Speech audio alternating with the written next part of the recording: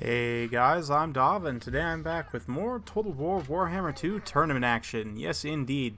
We're here finally with the finals, no pun intended, of the Fantasy League Qualifier number 1. So again, this is the first qualifier finals between Tlaxtlan, Soothsayer, and VikingCat. So, in game 1 here, Tlax has taken the greenskins, and VikingCat has taken the Dawi.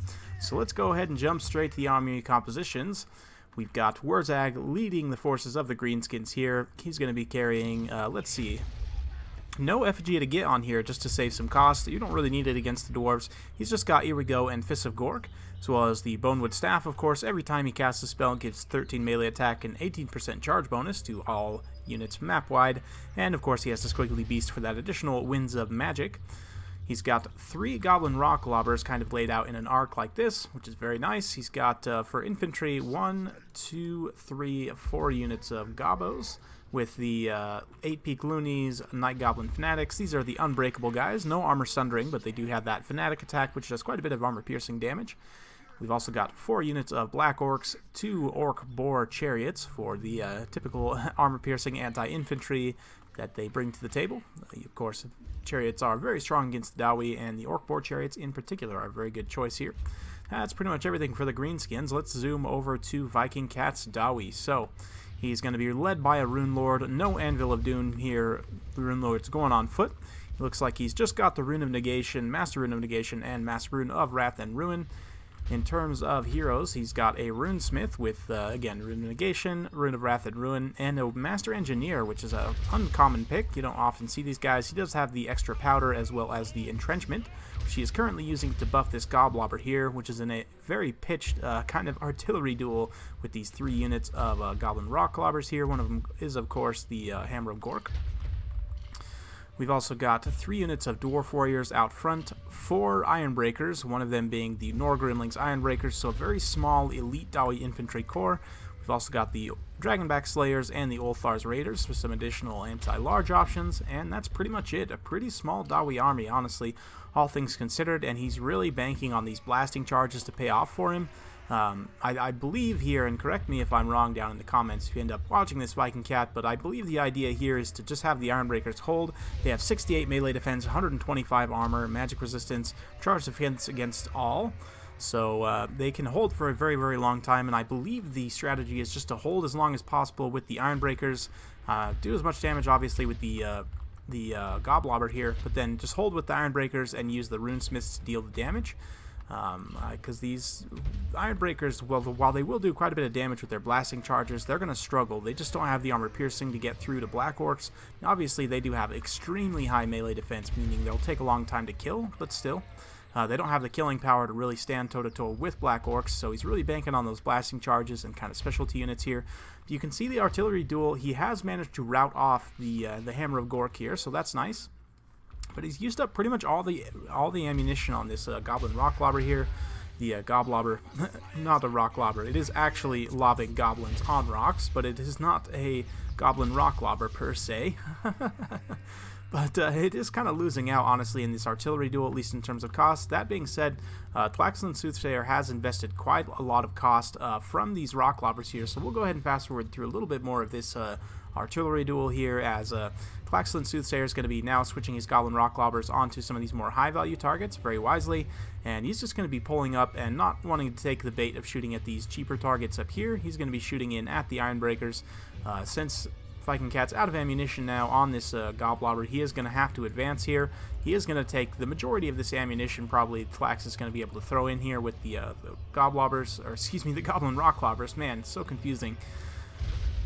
But yeah, you can see now they've turned their attention, going to be getting some nice hits on these Norgrimling's Ironbreakers here, who are a very, very elite unit, 82 melee defense, which is one of the highest, I think, if not the highest, of any infantry unit in the game, so incredibly hard unit to break.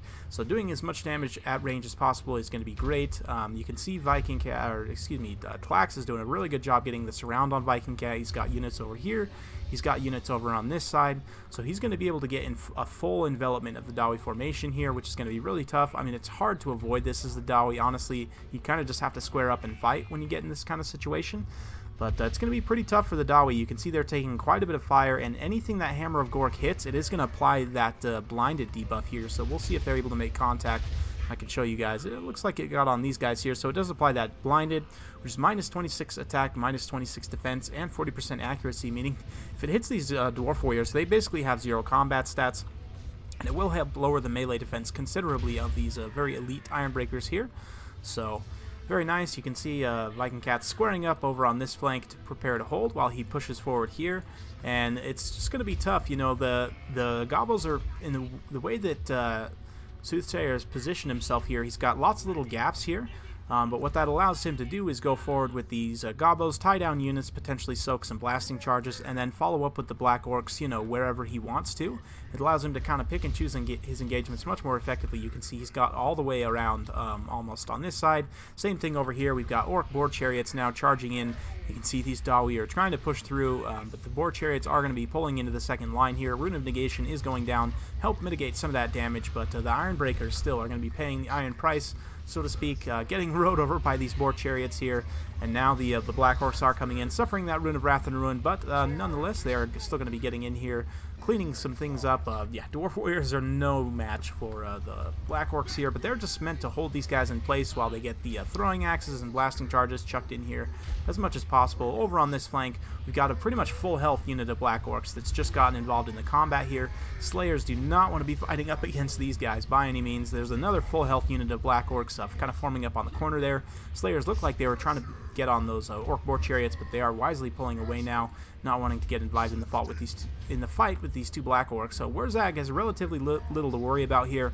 The Master Engineer does look like he's trying to get a clear firing arc to start focusing him down, but even still, he's not going to take too much damage. The Master Engineer honestly doesn't do that much DPS. He'll probably stand to have his missile damage buffed a little bit here, but yeah, the Dwarf Infantry at this point just does not have the killing power left to cut through the Black Orcs. They're going to be slowly working their way through these Ironbreakers, although the Norgrunlings Ironbreakers here getting a really nice volley of blasting charges there, just blasting those Black Orcs to Kingdom Come. But although the blasting charges have okay armor-piercing damage, they don't do the most. And a unit as heavily armored as Black Orcs with 110 armor, they're going to be tough to get through with those blasting charges. You can see the Ulthar Raiders have taken a lot of damage from focus fire from the Rock Lobbers, 2 of which are out of ammo. It does look like the other one just using its last volley now.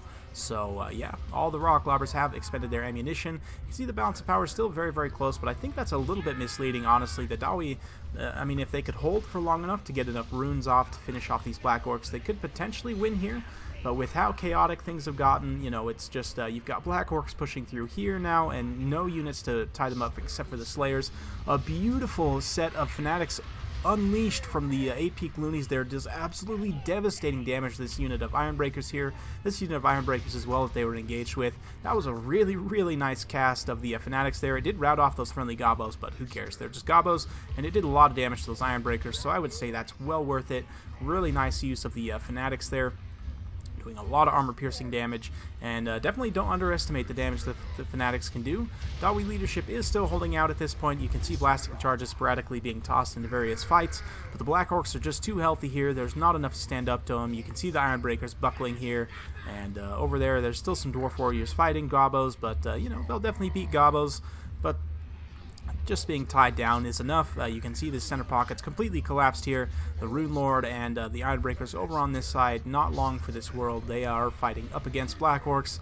And yeah, one thing to note, Tlax has been boosting his troops with the Fists of Gork, which you might think is a little bit counterintuitive because it does imbue magic damage, but the attack stat buffs, especially against a unit like Ironbreakers, you really need the melee attack to be able to push through, and it does also trigger that Bonewood Staff every time you cast it as well, which affects all your troops map-wide. So although on the surface it may seem a little bit counterintuitive just because Fist of Gork does now imbue magic damage, I still think it's a good option, you know, to take in this matchup.